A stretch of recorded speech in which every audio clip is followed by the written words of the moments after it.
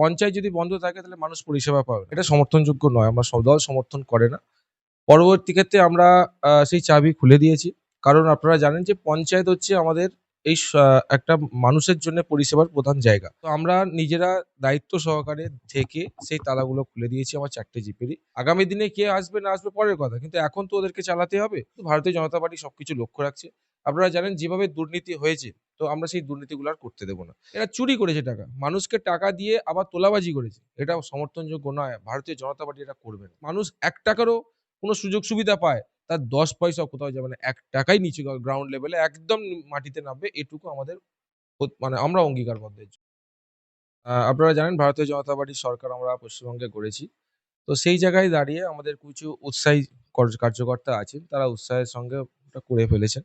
এটা সমর্থনযোগ্য নয়। আমরা সব দল সমর্থন করে না। পরবর্তী ক্ষেত্রে আমরা সেই চাবি খুলে দিয়েছি। কারণ আপনারা জানেন যে পঞ্চায়েত হচ্ছে আমাদের এই একটা মানুষের জন্য পরিষেবার প্রধান জায়গা। যেখান থেকে সর্বস্তরের কাজ হয়। মানুষের প্রত্যেকটা পরিবারের সমস্যা থেকে সমস্যাগুলো সলভ করতে হয়। তো পঞ্চায়েত যদি বন্ধ থাকে তাহলে মানুষ পরিষেবা পাবে না। এটা আমরা চাই না। তো আমরা নিজেরা দায়িত্ব সহকারে থেকে সেই তালাগুলো খুলে দিয়েছি আমার ৪ টে জিপেরই। এবং আমরা ওখানে গিয়ে ওখানে যারা স্টাফ আছেন, যে সেক্রেটারি আছেন এবং প্রধান সাহেব বা প্রধান যারা আছেন তাদেরকে ব্যক্তিগত থেকে বলেছি যে আপনারা আসুন। মানুষের যে সমস্যাগুলো আছে আপনারা মেটান, মানুষকে পরিষেবা দিন। তো সেই হিসাবে কাজ শুরু হয়েছে এবং বিগত ৩-৪ দিন কাজ হচ্ছে। আজ থেকে একইভাবে কাজ চলবে। কিন্তু ভারতীয় জনতা পার্টি সবকিছু লক্ষ্য রাখছে। আপনারা জানেন যেভাবে দুর্নীতি হয়েছে, তো আমরা সেই দুর্নীতিগুলো আর করতে দেব না। তো সেই দিক থেকে আমাদের কার্যকর্তারা সজাগ আছে এবং সবকিছু লক্ষ্য করছে। মূলত কি এই যে দুর্নীতি হয়েছিল, সেই দুর্নীতিকে রোখার জন্য কি এই না, আমি আবারও বললাম দুর্নীতি দুর্নীতি তো রোকা হবেই। কারণ এরা যে আ চুরিগুলো করে রেখেছে মানুষের জনসমক্ষে আমরা আনবো। আমরা প্রত্যেকটা চুরির হিসাব চাইবো আমরা। আমরা বলেছি ওনাদেরকে ২০১৩ সালের পর থেকে যে সমস্ত আপনারা কাজ করেছেন তার আমাদেরকে দেখাতে হবে। কারণ আপনারা কি করেছেন না করেছেন মানুষের কাছে আমরা তুলে ধরবো। আগামী দিনে কে আসবে না আসবে পরের কথা। কিন্তু এখন তো ওদেরকে চালাতে হবে। পঞ্চায়েত স্তর তখন চেঞ্জ হয়নি। তো শুধু দুর্নীতি নয়, এরা কি কাজ করছে, আগামী দিনে কি করতে হবে, মানুষের জন্যে কি করতে হবে। যারা ঘর পায়নি, যাদের এখনো পর্যন্ত কাঁচা বাড়ি আছে, তাদের পাকা বাড়ি করার ব্যবস্থা করতে হবে। যে সমস্ত রাস্তা এখনো বাকি আছে সেইগুলো টেন্ডার দিয়ে করাতে হবে।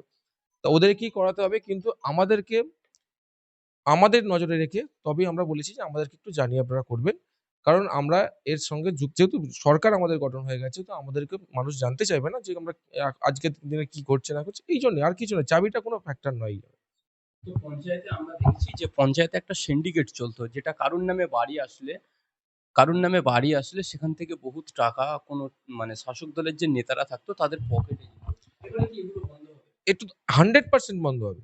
আর আমরা এটাও বলছি, যারা বিগত দিনে এই টাকা নিয়েছে, জনগণকে সঙ্গে নিয়ে আমরা সেই টাকা সেই মানুষকে ফিরিয়ে দেব। এটা আমাদের অঙ্গীকার। আমরা অলরেডি কাজ শুরু করেছি যাদের থেকে এরা চুরি করেছে টাকা। মানুষকে টাকা দিয়ে আবার তোলাবাজি করেছে। এটাও সমর্থনযোগ্য নয়। ভারতীয় জনতা পার্টি এটা করবে না। তাই আগামী দিনে আমরা যেমন ওই টাকা ফেরত দেবো এবং আগামী দিনে একটা যদি মানুষ ৳১ ও কোনো সুযোগ সুবিধা পায়, তার ১০ পয়সাও কোথাও যাবে না। ৳১ নিচে গ্রাউন্ড লেভেলে একদম মাটিতে নামবে। এটুকু আমাদের মানে আমরা অঙ্গীকারবদ্ধ এর জন্য। আমার নাম দীপঙ্কর দত্ত। আমি আমতা ২ নম্বর মন্ডলের সভাপতি।